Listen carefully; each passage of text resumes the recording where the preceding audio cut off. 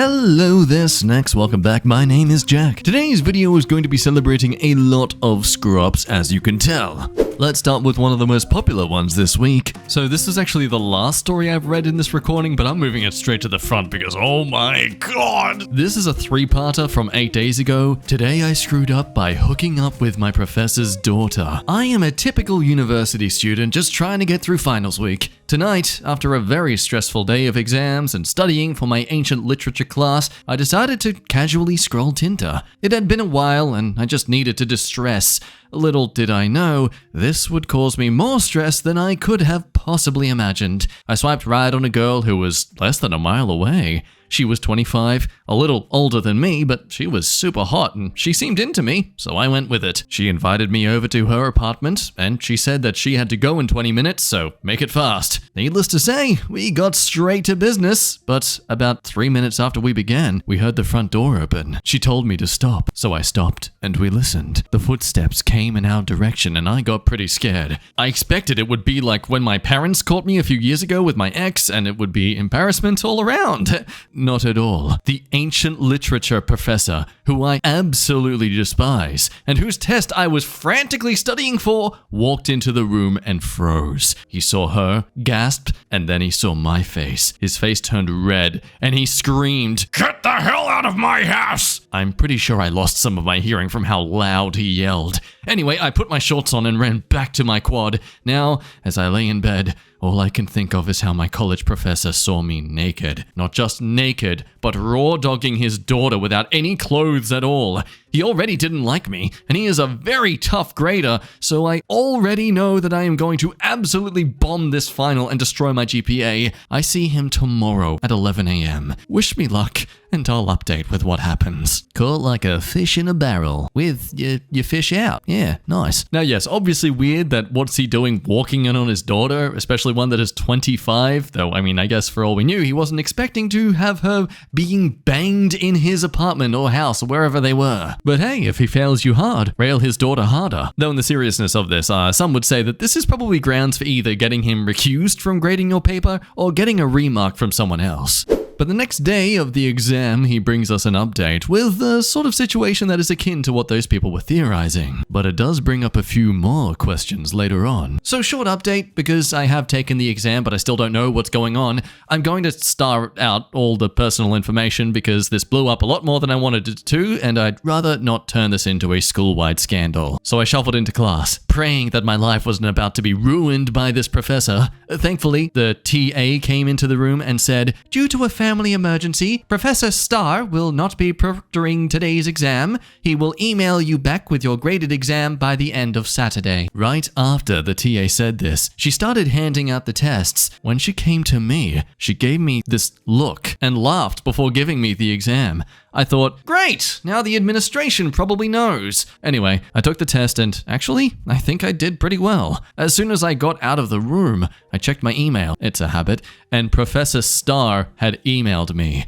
Below is the email without the names. "OP, please meet my wife, myself, and the Dean of Academic Affairs in room Star in this building tomorrow at 1 p.m. There, we will discuss our situation and how to proceed. Thank you in advance for your understanding and cooperation. Best, Professor Starr." So I don't know what to think. First of all, I didn't do anything wrong. I have no idea why his wife is getting involved, but there was verbal and written consent, and if I need to, I can use the Tinder DM history to prove it. Also, his daughter has an IUD, so there's no way that this is going to turn into a pregnancy. The main thing I'm worried about is how this will affect my relationship with my professors and the administration. I guess I'll update again tomorrow after the meeting. Did you catch that though? Something rather interesting about that email, isn't it? There's no mention of daughter, is there? Only a mention of wife. In the meantime, comments do recommend to screenshot those Tinder DMs ASAP, because if the account gets deleted, it stops showing her name and the photo. Things you might want just in case. But yes, the comments are blowing up with thoughts that, okay, this dude, this might be his wife you banged instead. The professor who hates you? Yeah, you banged his wife, man. Which does cause OP to come back in and edit, kind of panicking about this theory, hoping that's not the case at all, but nonetheless, they do update us with their little meeting with this affair. A day later, what's it called? I cuckolded my professor. You guys wanted an update, so here it is. Over the last couple of hours, I have gone from being terrified of possibly getting sued to possibly becoming a school legend. Unfortunately, a few of my friends found my Reddit post, and because of the class name and my professor being absent, they know exactly what happened. Anyways, here's the update. Right after making the last post, I got an email saying that the meeting had been changed. Everyone involved was supposed to meet a little later in a noise-proof room because they didn't want anyone else to hear or get involved. Anyways, we met at around 2:30, and the professor and the dean of academic affairs sat across from me. Like many of you predicted, his wife, the person who I now know was the daughter that I hooked up with, walked in with a ring this time. Luckily, she and the professor didn't try to make any claims, like assault or malicious intent. Surprisingly, the meeting was pretty quiet and simple. 2 other professors would evaluate the class exams instead of Professor Starr to ensure fairness. Under the student handbook, the professor, if they have an issue with a student, is required to submit all of my previous exams and class materials to the administration for evaluation. Probably obvious, but the scheduling office will put me into another professor's class next semester. I know that the meeting went as well as it could, but my situation is far from perfect because my friends found the posts and have told a large portion of our friend group. Damn casual Tinder hookups. But yeah, TLDR, trying to have a casual Tinder hookup to de-stress causes the most stressful thing to happen to your life. Now, before you take this whole story as total proof though, there's a lot of people very skeptical in the comments saying that, okay, yeah, soundproof room, the way this is all graded, a lot of the protocols here seem rather fallacy than they are actually legitimate, so take the story with a huge grain of salt. While there are some insane people out there in the world and insane situations to be in, it's possible that this was all false at most and maybe just highly exaggerated at best. Either way, it's still a funny story to read, even if it's real or not. If you come to the internet hoping for 100% truth every time, then, well, that's really your own fault. Today, I screwed up when I opened my mouth during an intervention for my girlfriend's brother. Last night was awkward. I was part of an intervention for my girlfriend's brother. I'm gonna call him Joe because his shirt said, "I am bad, I am evil, I am Mojo Jojo." I had no business being at the intervention, but my girlfriend said my presence would provide emotional support. So, there I was, the fly on the wall, the random dude in the background, watching family and friends explain to Joe that his dinner invitation was nothing more than a lie to lure him into an ambush that might save his life. Joe said he was willing to listen to the rehab pitch as long as there was food because he didn't show up hungry to have fake dinner. So far, so good. Joe was eating while everyone was telling him how much they missed the person he used to be and how all of them wanted to fix the broken person he's become. Not gonna lie, my attention drifted after an hour of hearing different people saying the same things. I was staring at the fish tank behind me when my girlfriend tapped me on the shoulder and indicated that her brother was trying to talk to me. I was as confused as everyone else when I realized Joe was asking me if I had anything to add. I opened my mouth without thinking and said I was just there for the fake dinner. Joe informed all the family and friends that he had no clue who I was, but he liked me. I said my name and explained that I was his sister's boyfriend. Joe decided to approach me and shake my hand. Without letting go, he asked if I was sleeping with his sister. At that moment, my girlfriend interjected and attempted to dismiss the question, but Joe managed to speak over her and said it was someone else's turn to talk. Still squeezing my hand, Joe hugged me unexpectedly and promised to go to rehab as soon as possible if I agreed to share the most R-rated thing I've done with his sister. Not uncomfortable at all. My girlfriend called her brother a bully and literally pulled me away from him. Joe tapped his watch and said I had less than 60 seconds to tell him something dirty because nothing else was going to convince him to get clean. The family and friends continued with the intervention as if I never got involved and Joe never interacted with me. Joe grabbed his hoodie and made it clear to everyone he was leaving. Joe's parents begged him not to go. It was an emotional plea, difficult to watch. I looked at my girlfriend, who was crying in my arms at that point, and asked, "Should I?" My girlfriend and I locked eyes. She understood the question and said no. I said we could tell him about the thing we did on my birthday. My girlfriend asked if I was talking about the messy thing. I said yes. My girlfriend covered her ears and said it was my call. I took a deep breath and yelled, I peed on her. Everyone froze. My girlfriend got upset and said she thought I was gonna tell her brother about the other messy thing.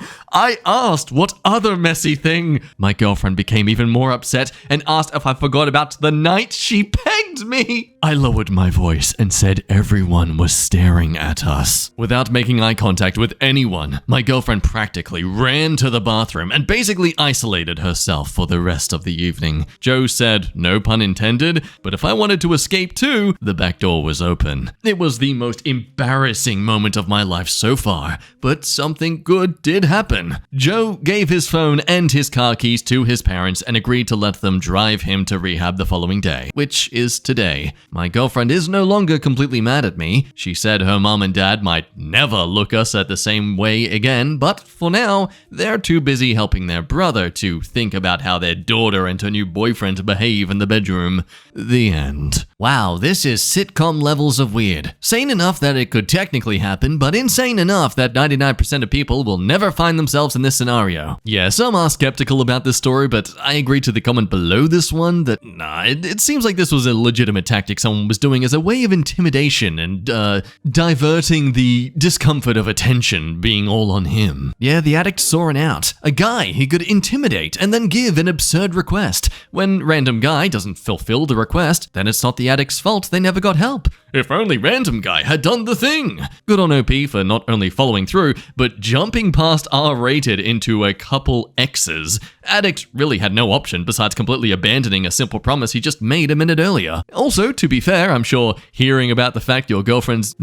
sister. Hearing the fact your sister's been peed on, I'm sure that's rather sobering. Still, gotta give props to the guy for trying to find this as an easy out, but OP not backing down. The addict thought he was a cat cornering a mouse, but little did he know that mouse had a shotgun. A shotgun of pee. Over to another screw-up that's less disgusting and more just cutely ignorant of these kids. Today, I screwed up by not discussing with my kids more about their culture. So, I am white. That's the extent of what I know about my heritage. I am white, and my husband is white. He says he's German, but really knows nothing of German culture. I grew up in a native home and participated in many aspects of the culture as a young child, but family issues made us drop contact with most family, so my family no longer participated. It's just a part of my childhood now, but I wouldn't say it's my culture anymore. So today, I and all the other second grade parents were invited to Culture Day. Since we never received any homework or directions, I assumed the kids had learned about different cultures and were doing a presentation of some kind. What actually happened was parents and their kids were to put on their own put-together quick presentation of their own culture. Then some would present. I tried to help my son, but he has some mental health problems that cause meltdowns when he's overwhelmed. He almost immediately expressed an interest to do it alone. His teacher and I both know that it's best to let him be when that happens, so her and I chatted about his progress while he did it. When he was done, he asked his teacher if he could go first and showed me. The paper had spots for traditions, clothing, music, food, language, and a blank box to put what they wanted. Above where his name should have gone was the header of the paper, My Family Culture. He thought he was supposed to name his culture. He wrote Mexican. I explained that the line was just for his name and he definitely wasn't Mexican. He got mad and scribbled it out and wrote mixed. No, child, white. But then the teacher called us up to present. So me and my pasty white child stood up while he showed his paper. I was beet red and rebuttaling everything silently in my head. Under food, he drew pictures of tacos, his favorite food. Should have put tater tot hot dish or runzas. Under traditions, he drew a soccer ball. This boy never plays soccer, but wants to. Under language, he wrote some Spanish. He can count to 5 and say hola. Under clothing, he drew a Husker jersey. Okay, I can't argue with that. Under music, he wrote Believer by Imagine Dragons. Spanish music. What? Okay, fine. And under the open section, he wrote I was born in America and drew an American flag. Okay, I was just embarrassed, so as we went back to our seats, I mumbled, "That was incorrect." And he very loudly responded with, "Well, I think I should be Mexican." I never want to go back to a parent event. So the kid, having no idea what his culture is, decided to just be the culture he seems to enjoy most. It's okay, it's not cultural appropriation because they're cute still. Interestingly though, in an update, due to an incident at school today, I had to pick him up early and take him to the emergency room to get a few stitches, but in an attempt to distract him, I told him that I posted this, and he made people smile. I also told him about the few suggestions to find a Hispanic spouse. He didn't know what that meant, so I explained. He has now chosen his friend Jordan, because her mum makes the best yellow rice. 100% the way to this boy's heart is good Mexican food. This weekend, our city is doing their Cinco de Mayo festival, so his reward for doing so well while getting stitches will be the best elote and tacos we can find. I probably pronounced that word wrong, but shut up. I'm white, okay? I'm allowed to do these things wrong and get away with it. Okay, not really, actually. I'm probably the least person. Yeah, a lot of the comments are rather cute about it as well. He's not Mexican, but if he plays his cards right, he can definitely marry into a Mexican family when he grows up. So he's like a weeb, but for Mexicans? A Mexaboo? A wee a burrito. Cutting over to Am I the A-hole quickly, to share a story that Emily has shared to me recently that oh man, we needed to check it out. Am I the a-hole for uninviting my stepson from our anniversary trip to Disney World? I'm 42 female, my husband, 45, had a surprise gift to celebrate our first wedding anniversary, a trip to Disney World for the whole family this summer. Our kids are close in age, but have very different personalities. My son, 16, is an extrovert, has a very active social life and does lots of activities. My stepson, 17 male, is an introvert that prefers to stay home and does not have much going on in his life outside of school. They have a good relationship, even playing video games together sometimes. But my son was not on board with the Disney World idea at all. He had no interest in doing this kind of trip with his family and was especially upset because it would make him miss his current girlfriend's birthday. He was really angry about the situation, yelling at me multiple times, demanding to stay at home instead of going to the trip and accusing us of ruining his life. On the other hand, my stepson was really excited about the trip. Your son is right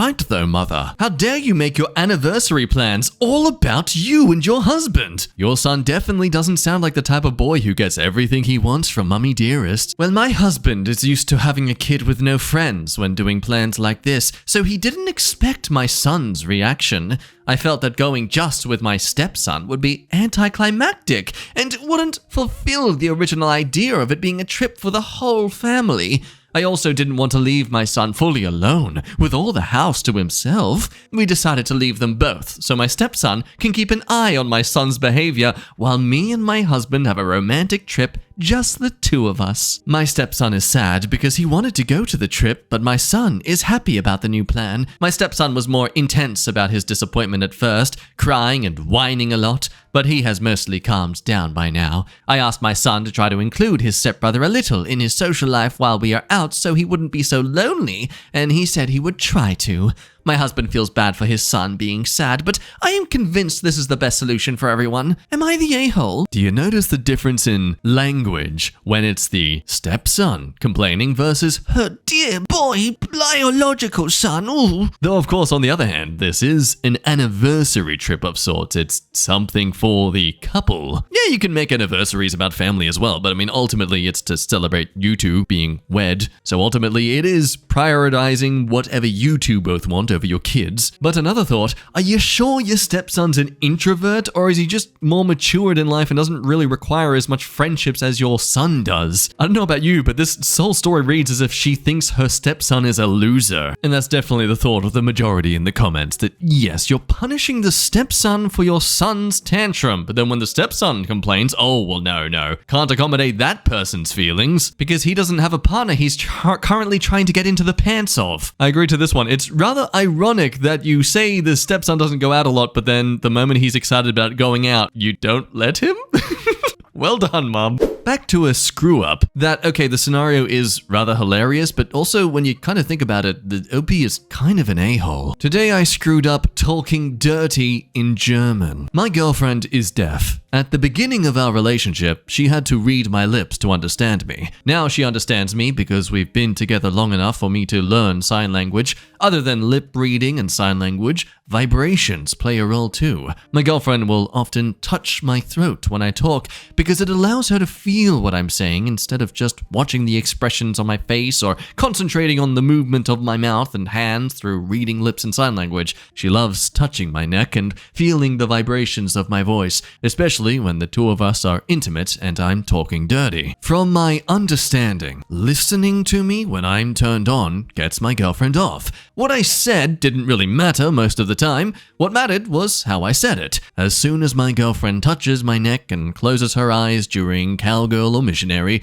it's my cue to sound sexy. However, I usually do the opposite without her realizing. I voice my thoughts about her never closing the peanut butter jar properly, or how she uses up 80% of the bed because she sleeps in kickboxing poses, or the fact that she eats pizza from the crust to the tip. It's low-key hilarious whenever she climaxes while I'm commenting on something random like all the cupboards she always leaves wide open when she's done in the kitchen. Last night was business as usual in the bedroom before we switched from doggy to cowgirl. My girlfriend put her hand on my neck when she was in position, hoping to feel the vibrations of my voice while I was providing oral support and she was riding. She didn't close her eyes though, which meant I had to behave and talk dirty for real because she might read my lips and realize I've been voicing my complaints literally under her nose. I should have just stuck to the script and talked dirty, but the agent of chaos inside me came up with a way to continue playing with fire and block my girlfriend from lip reading. I decided to speak German, my native language. It was my first time switching languages in bed. Even though my girlfriend had no idea what was coming out of my mouth, she appreciated my naturally aggressive German vibrations a little too much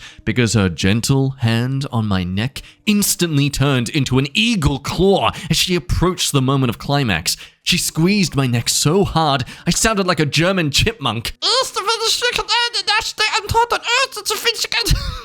Okay, what even is that like? Willst du ficken?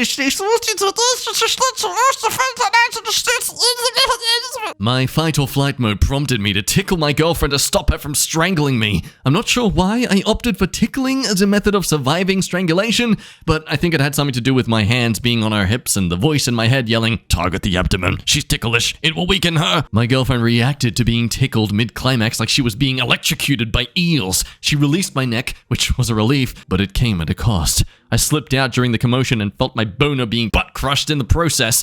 My overstimulated girlfriend accidentally dived off the bed and fell face first on the floor. Both of us were in pain for the rest of the evening due to my actions for the most part.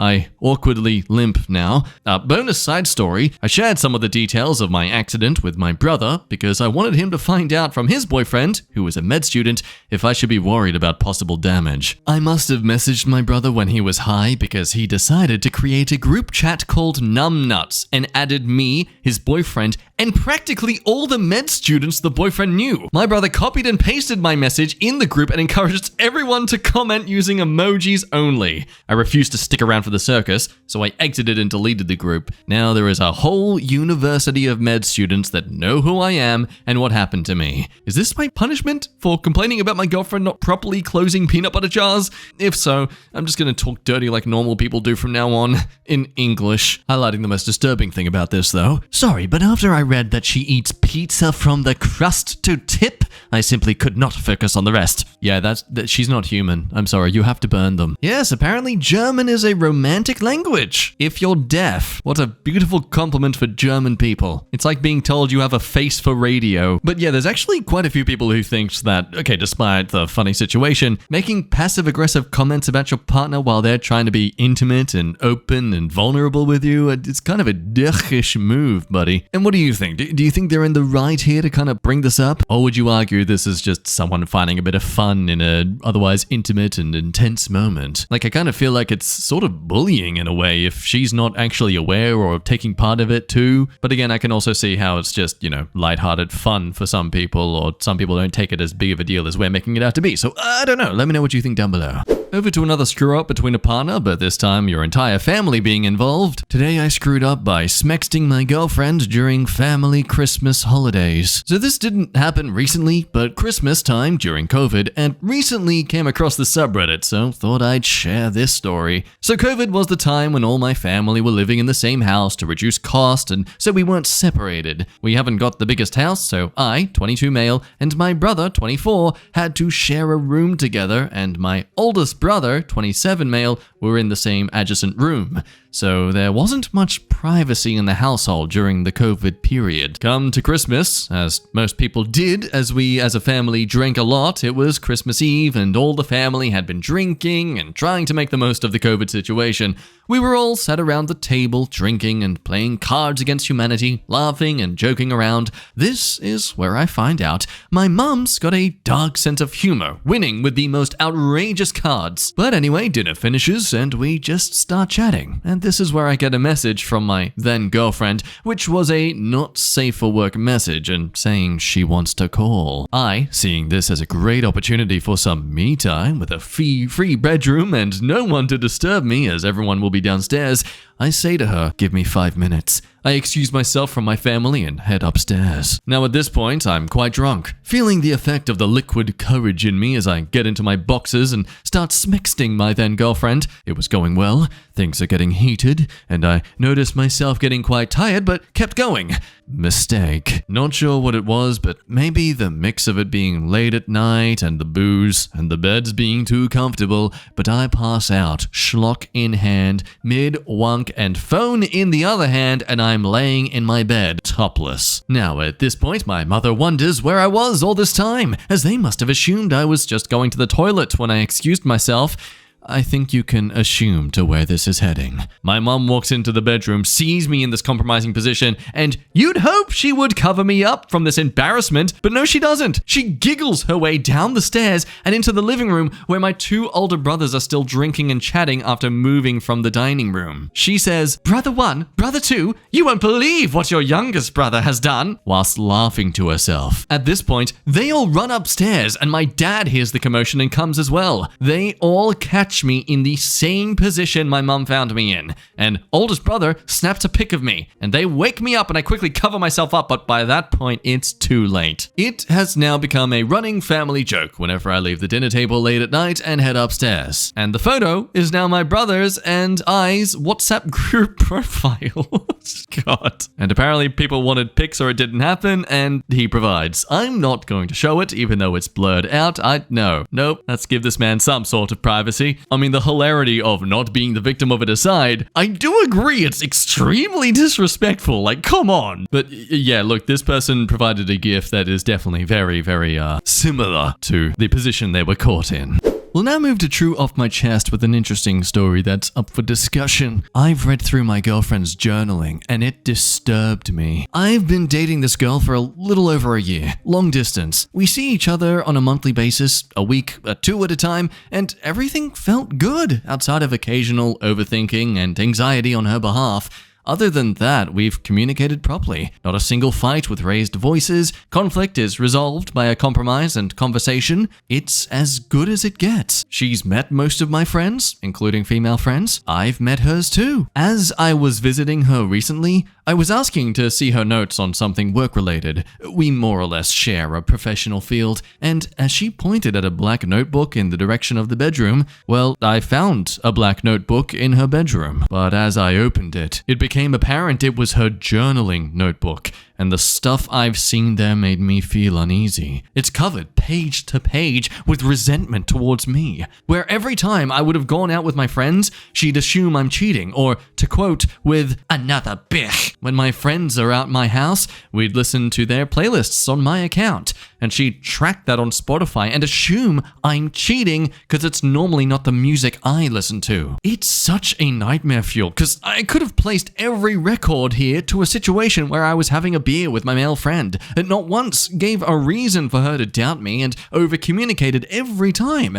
including changes of locations, people I was with, what time I got home with audio messages. As in, I know I haven't cheated, and those notes made me feel like there's a larger mental distress at hand, but now I'm stuck. Because on the surface, the relationship is great, but the level of distortion of facts that's happening inside her brain is alerting. So on one hand, yeah, hey, don't read people's personal stuff, you deal wad. But on the other hand, it is also kind of like a red alert for mainly your whole relationship in general. I mean, you haven't caught her cheating, but you definitely caught something about her that does need to be addressed. Because on one hand, she could just be using this as a space to vent out these thoughts so they're not stuck in her own mind. But on the other hand, what if by writing all this stuff down, it's more so amplifying this idea about you, turning it from an itch in her subconscious psyche to this infatuation of a conspiracy theory. One in-depth thought says, as someone who does use journaling to manage my more intrusive, irrational thoughts, I totally agree with the other commenters suggesting you gently bring this up with her. If she hasn't actually acted on these thoughts, beyond what you brought up about questioning who a girl on Instagram is, then she might really be using it in a similar way. See, I'm in a great relationship now, but my relationship with my ex was a nightmare and created a ton of trust issues for me, which made it really difficult for me to trust when I started being in this new relationship. So journaling was a great way for me to talk to myself and talk myself down and figure out how to actually tell what is a real concern and what was worth talking about my partner and what wasn't. So what do we think then? Is this a healthy coping mechanism, or is it more so untamed and needs to be nipped in the bud ASAP? With all that said, we'll end today's stories there. Thank you as always for watching today's video. Thank you so much for being a part of it all. Remember to drink some water and be a healthy little stinky poo. Otherwise, you be good, love your face, and see you next time. Bye-bye.